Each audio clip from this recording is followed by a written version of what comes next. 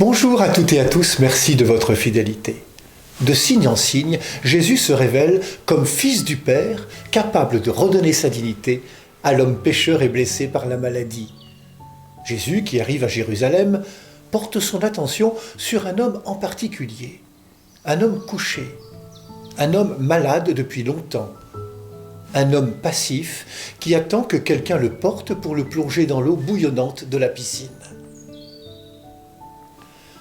C'est avec cet homme que Jésus engage alors un dialogue en allant à sa rencontre. Et il lui dit « Lève-toi, prends ton brancard et marche ». Il était couché, le voilà capable de se lever, d'être debout. Il était passif, le voilà capable de porter son brancard. Il était immobile, le voilà capable de marcher.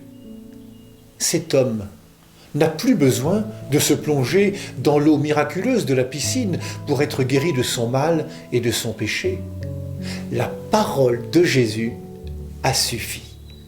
Cette parole que Jésus adresse à l'homme, « Lève-toi, prends ton brancard et marche », c'est l'eau vive de son amour. Une parole créatrice, une parole transformante, une parole qui guérit. Cet homme n'est pas uniquement un infirme guéri, remis sur pied. Il est celui que Jésus a renouvelé dans son corps. Te voilà guéri, et dans son cœur, ne pêche plus. Sous-entendu, tu as été pardonné. La parole du Seigneur est plus efficace que l'eau de la piscine. Elle est créatrice et redonne vie aux êtres blessés dans la chair et dans le cœur. Redonne vie à ceux qui sont mis de côté, aux marges de la société et de la religion.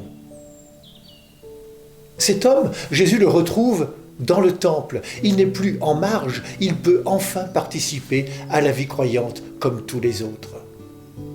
Ce qu'il ne sait pas encore, cet homme, c'est que Jésus, qui lui a rendu la vie, est le nouveau temple où demeure l'Esprit Saint. Seigneur, que ta parole réveille notre foi. Bonne marche vers Pâques à toutes et à tous.